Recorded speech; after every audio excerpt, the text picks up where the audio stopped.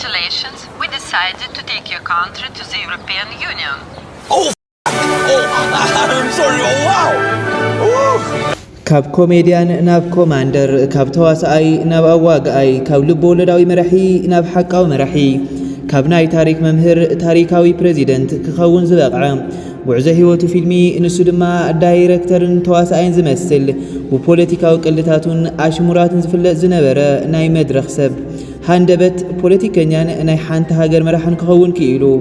servant of the people ናይ ህዝቢ ኣገልጋሊ ኣብ ዝብል ናይ ቴሌቪዥን መድረኽ ዝደመቐ ተዋሳኣይ መራሒ ኮይኑ ህዝቡ ከገልግል እዩ ዝገመተ እንተነይሩ እቲ ሰብ ብናይ ዩክሬናውያን ቋንቋ ነቢይ ክኸውን ኣለዎ መብዛሕትኦም ዩክሬናውያን ዝኮርዕሉ ኣብ ታሕጓስናን ኣብ ሓዘናን ዘይተፈለየና እናበሉ ዘውርዩሉ ሩስያውያን ኣብ ጥቕኦም ዝተጸጋዐ ጸላእ ገይሮም ዝርእይዎን ብጥብቂ ዝደልይዎን መራሒ ሃገረ ዩክሬን ቮሎዲሚር ኦሌክሳንድሮቪች ዘለንስኪ ንሒደት ደቃይቕ መነጋገሪ ዛዕባና ክኸውን እዩ ሓቢርኩምና ጽንሑ ቅድሚኡ ግን ኣብዚ መሰናድኦ ዝቐረቡ ዕለታትን ዓመታትን ብኣቆጻጽራ ኣውሮፓውያን ምዃኖም ኣቐዲምና ክንገልጸልኩም ንፈቱ ሰናይ ምክትታል ቮሎዲሚር ዘለንስኪ 25 ጥሪ 1978 ክሪቪሪህ ኣብ እትበሃል ኢንዳስትሪያዊት ከተማ ዩክሬን ተወሊዱ ወለዱ ስነ ጥበበኛታት ናይ ቤተ መንግስቲ ሰባት ወይም ፖለቲካዊ መራሕቲ ኣይነበርን እኳ ደኣስ ኣቡኡ ናይ ኮምፒውተር ሳይንስ ፕሮፌሰር ኣድኡ ኢንጂነር እዮም ነይሮም ወላዲ ኣቡኡ ናይ ቴክኖሎጂ ምሁር ክኾነሉ ወላዲት ኣድኡ ድማ ሳይንሳውን ዝተረጋግዐን ሞያ ንክህልዎ ትምኒቶም ጥራሕ ዘይኮነስ ቢሮን ደፍተርን ኣሸኪሞም ዩኒፎርም ከዲኖም ምሳሕ ቋፂሮም ብትምህርቱ ገወዝ ንክኾነሎም ኩሉ ዓይነት ሓገዝ ይገብሩሉ ነይሮም ንሱ እውን ኣይሕፈሮምን ብትምህርቱ በሊሕ ብተምሃረን መምህራንን ዝፉተ ሙሉእ ዓርሰ እምነት ዝወነነ ሰብ ክኸውን ክኢሉ ቮሎዲሚር ዘለንስኪ Добрый вечер. Знаете, я сразу хочу сказать, у нас сегодня просто концерт, никакой агитации. ኮሜዲ ተፈጥራዊ ህብቱ ከም ዝኾነ ዝንገረሉ ዘለንስኪ ጎና ጎኒ ትምህርቱ መማህርቱን መሓዙትን ኣኪዩ እናስሐቐ እቲ ናይ መቕላድን ሰባት ናይ ምስሓቕን ክእለቱ እናማዕወለ ኸደ ዝተጭበርበረ ናይ ትምህርቲ መረዳእታ ዘይብሉ መራሒ ሃገረ ዩክሬን ቮሎዲሚር ዘለንስኪ ናይ ወለዱ ድሌት ንምምላእ ክብል ዩኒቨርሲቲ ኣትዩ ካብ ኬቭ ናሽናል ኢኮኖሚክ ዩኒቨርሲቲ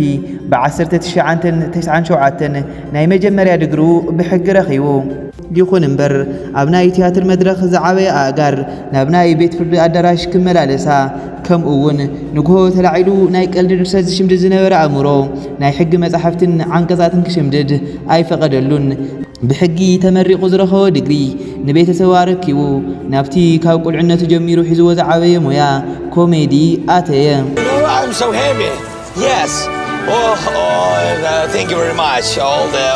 Ukrainians. ሚሊዮናት ዝቁጠሩ ሩስያውያንን ዩክሬናውያንን ዝምልከትዎ ዝነበረ KVN ዝተባሃለ ናይ ኮሜዲ ውድድር ብ1995 ተጸንቢሩ ንሚሊዮናት ሰባት ናይ ሰሓቆም ምንጭ ክኸውን ከኣለ ብቐልዱሳትን ፖለቲካዊ ኣሽሙራትን ስምን ዝና እናትረፈ ዝመፀ ዘለንስኪ ምስ መሳርሕቱ ኮይኑ ክቫርታል 95 ዝብል ናይ ኮሜዲ ጉጅለ ኣጣይሹ ናይ ዘለንስኪ ኮሜዲ ቀልድን ሰሓቅን ጥራሕ ኣይኮነን እኳ ደኣስ ብሰብ ሞያ ቋንቋ ፖለቲካል ሳታይር ይበሃል ፖለቲካል ሳታይር ማለት ፖለቲካዊ ጉዳያት እናልዓልካ ብቐልዲ መልክዕ ዝቐርበሉ ዓይነት ኮሜዲ እዩ ዘለንስኪ እውን ብቐልዲ ኣምሲሉ ናይቲ ሃገር ሙስናን ግዕዝናን ይነቅፍ ፖለቲካዊ ብልሽውናን ሕማቕ ምሕደራን የቃልዕ ነይሩ ክሳብ 2015 ኣብ ዝተፈላለዩ መድረኻትን ምርኢታትን ክሰርሕ ዝጸንሐ ዘለንስኪ ኣብ ናይ ኮሜዲ ኢንዱስትሪ ብዘርኣዩ ፍሉይ ክእለትን ተሳትፎን ዝተፈላለዩ ሽልማታት ክወስድ ክኢሉ እዩ ኣብ ጥቅምቲ 16/2015 ናብ ህዝቢ ዝበቕዐ servant of the people ዝብል ናይ ኮሜዲ ምርኢት ግን ናይ ዘለንስኪ ህይወት ሙሉእ ንሙሉእ ቀይርዎ Василий Петрович Голобородько? Да. Доброе утро, господин президент. ካብ ናይ ኮሜዲ ኢንዱስትሪ ናብ ፖለቲካ መድረኽ ካብ መሪሕ ተዋናይ ናብ መራሒ ሃገር ካብ ናይ ፊልም ስራሕቲ ናብ ቤተ መንግስቲ ንኽኣቱ ዓብዪ መሸጋገሪ ድልድል ኮይኑዎ servant of the people ናይ ህዝቢ ኣገልጋሊ ኣብ ዝብል ምርኢት ቮሎዲሚር ዘለንስኪ ቫሲል ሆሎቦሮድኮ ዝብል ስም ሒዙ ክዋሳእ ክኢሉ ሆሎቦሮድኮ ሓደ ትሑትን ናይ ታሪክ መምህርን ብዘይተጸበየ መንገዲ ፕሬዚዳንት ክኸውን ዝኸኣለ ብድሕሪኡ ኣዝዩ ዝተበላሸወ ፖለቲካዊ ስርዓትን ኣሰራርሓን ዝቃለስ ስልጣኖም ብዘይ ኣግባቡ ዝጥቀሙ ፖለቲከኛታት ዝነቅፍ ሓቀኛ መሪሕነት ኣብ ውልቃዊ ረብሓ ዘይኮነስ ኣብ ናይ ድሕነት ህዝቢ መሰረት ከም ዝገብር ተናጊሩ ሕድሕድ ዜጋታት መራሕቶም ተሓታቲ ናይ ምግባር መሰል ከም ዘለዎምን ገሊጹ ሓደ ቁኑዕ ውልቀ ሰብ ስርዓታዊ ለውጢ ከምጽእ ከም ዝኽእል እውን ሓቢሩ ፀረ ሙስናን ፖለቲካዊ መምሕያሽን ምምጻእ እውን ከም ዝከኣል ኣርእዩ ኣብ መወዳእታ ቫሲል ሆሎቦሮድኮ ካብ ታራ መምህርነት ተላዒሉ ፕሬዚደንት ክኸውን ክኢሉ እዚ ናይቲ ፊልሚ ጭብጢ እዩ ይኹን እምበር ፊልሚ ጥራሕ ኮይኑ ኣይተረፈን እኳ ደኣስ ቦታን ጊዜን ስምን ቀይሩ ሰርቫንት ኦፍ ዘ ፒፕል ዝብል ናይቲ ፊልሚ ርእሲ ናይ ፖለቲካ ፓርቲ ሽም ኮይኑ ቫሲል ሆሎቦሮድኮ ዝተባሃለ ልበወለዳዊ ፕሬዚደንት ብቮሎዲሚር ዘለንስኪ ተተኪኡ ኣብ ሓቃዊ ዓለም ኣብ ፖለቲካ መድረኽ ተተዊኑ ሰርቫንት ኦፍ ዘ ፒፕል ዝብል ናይ ኮሜዲ ምርኢት ዘለንስኪ ፕሬዚደንት ንኽኸውን ብብዙሕ መንገዲ ከም ዝሓገዞ ይሕበር ፖለቲካዊ ብራንዱ ንምህናጽ ናይ ህዝቢ ተኣማንነትን ተፈላጥነትን ንምርካብ ፖለቲካዊ ፓርቲ ንምስራት ብዋናነት ድማ ናይ 2019 መረፃ ንኽዕወት ዓብዪ ሚና ከም ዝተፃወተ ይንገረሉ ዕለተ ሰኒ ዲሰምበር 31 2018 ዩክሬናውያን 1+1 ዝተባሃለ ናይ ቴሌቪዥን ጣብያ ወሊዖም እንኳዕ ን2019 ሓድሽ ዓመት ኣውፅሑኩም ዝብሉ መልእኽትታት እናሰምዑና ሃለዉ ኮሜድያን ዘለንስኪ በቲ ሞስኮ ቴሌቪዥን ተቐልቀለ ድሕሪ ናይ እንኳዕ ኣውፅሑኩም ዝብል መልእኽቲ ኣብ 2019 ዝግበር ፕሬዚዳንታዊ መረፃ ከም ዝሳተፍ ሓበረ ዝኣምነ ግን ኣይረኸበን መብዛሕትኦም ዩክሬናውያን ከምቲ ናይ ኩሉ ግዜ ቀልዲ መሲልዎም ሰሓቑ ዘለንስኪ ግን ዘረብኡ ቀጸለ ኣነ ኣይቅልድን ዘለኹ ኣብ ዝቕፅል መረፃ ክወዳደር እየ ሃገርና ለውጢ የድልያ እየ ክብል ተሰሚዑ ግዕዚና ብልሹ ዝኾነ ኣሰራርሓትን ኣጥቢቑ ከም ዝቃለስ ግልጽነትን ተሓታትነትን ከም ዘረጋግጽ ፖለቲካዊ ለውጢ ከም ዝገብር ኣብ መንጎ ህዝብን መንግስትን ዘሎ ሰፊሕ ኣፈላላይ ንምፅባብ ከም ዝሰርሕ እውን ተናገረ ሽዑ ናይ ዩክሬናውያን ስምዒት ድብልቕልቕ በለ ዝተወሰኑ ሰባት ሕዚ እውን ኣይኣመኑን ንሱ ኮሜድያን እምበር ፖለቲከኛ ክኸውን ኣይኽእልን ክብሉ ተሰሚዖም መብዛሕትኦም ድማ ሓቂ ክኾነሎም ደለዩ ብግዕዚናን ብልሹ ኣሰራርሓን ዝተማረሩ ዩክሬናውያን ቮሎዲሚር ዘለንስኪ ከምቲ ኣብ ፊልም ዝረኣይዎ ፕሬዚደንት ቫሲል ሆሎቦሮድኮ ክኾነሎም ካብ ልቦም ተመነዩ እቶም ፖለቲከኛታት ድማ ደንገጹ ስሙ ከጥፍእዎ ላዕልን ታሕትን በሉ ቀልድና ፖለቲካ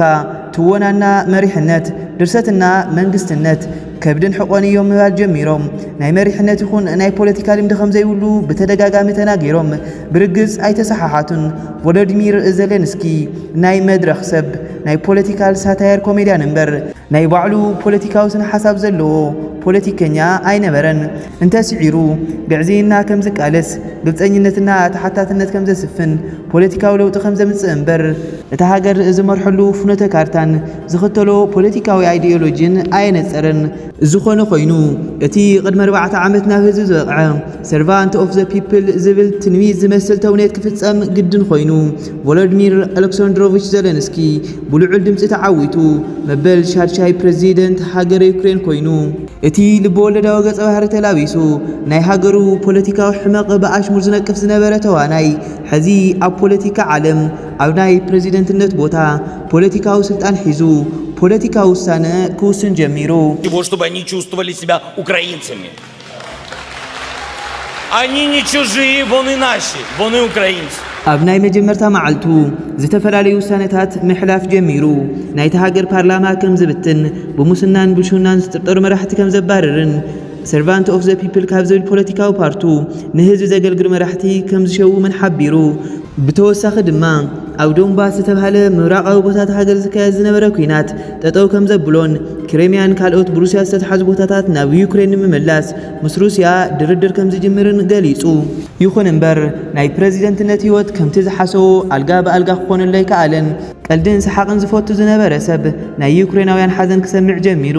ግዕዚናን ብልሽው ኣሰራርሓን ንምቅላስ ዝኣተወ ቃል ብዙሓት ዕንቅፋታት ክገጥምዎ ጀሚሮም ብዋናነት ግን ኣብ ዶንባስ ዝተባሃለ ክፋል እቲ ሃገር ዝነበረ ኩናት ጠጠው ንምባል ዝኣተወ ቃል ክፍጽም ኣይከኣለን እኳ ደኣስ እቲ ኣብ ምብራቃዊ ክፋል እቲ ሃገር ጥራሕ ዝነበረ ኩናት ሰፊሑ ኣብ መንጎ ዩክሬንን ሩስያን ክኸውን ክኢሉ ፌብራሪ 24 2022 ዝተጀመረ ኩናት ናይ ዘለንስኪ ህይወት ሳልሳይ ምዕራፍ ንክህልዎ ገይሩ ካብ ኮሜድያንነት ናብ ፕሬዚዳንትነት ዝተሰጋገረ ዘለንስኪ ሃንደበት ፕሬዚዳንት ጥራሕ ዘይኮነስ ኮማንደሩን ኮይኑ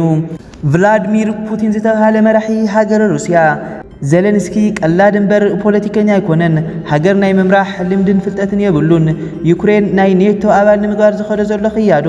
ንሩስያ ናብ ሓደጋ ዘእትዩ ብምባል ኣብ ዩክሬን ኩናትን ክተትን አውጁ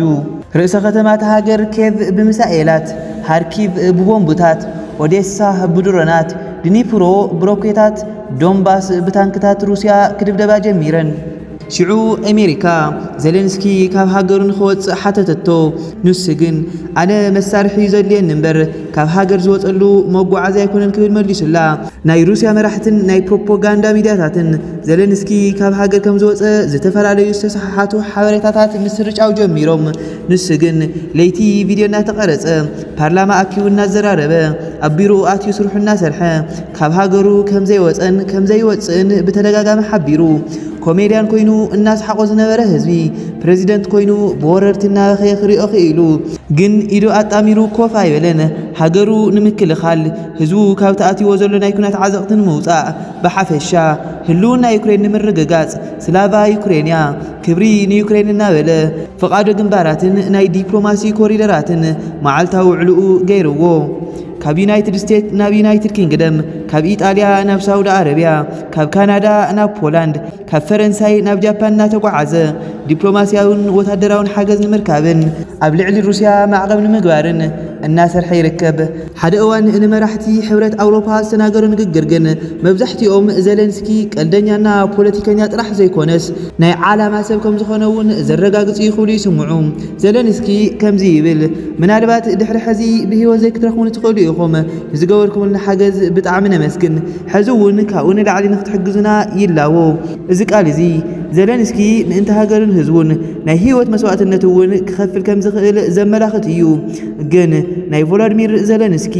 ዩክሬንና ዩክሬናውያን መወዳእታ እንታይ ክኸውን ይኽእል ግዜ ዝምልሶ ሕቶ እዩ ቮሎዲሚር ዘለንስኪ ግን ከምዚ ዓይነት ታሪኽ ዘለዎ መራሒ እዩ ስለዚ ተኸታተልኩምና ኣዝና ነመስግን ላይክ ሼርና ሰብስክራይብ ምግባር ይትረስዑ ይቐኒየልና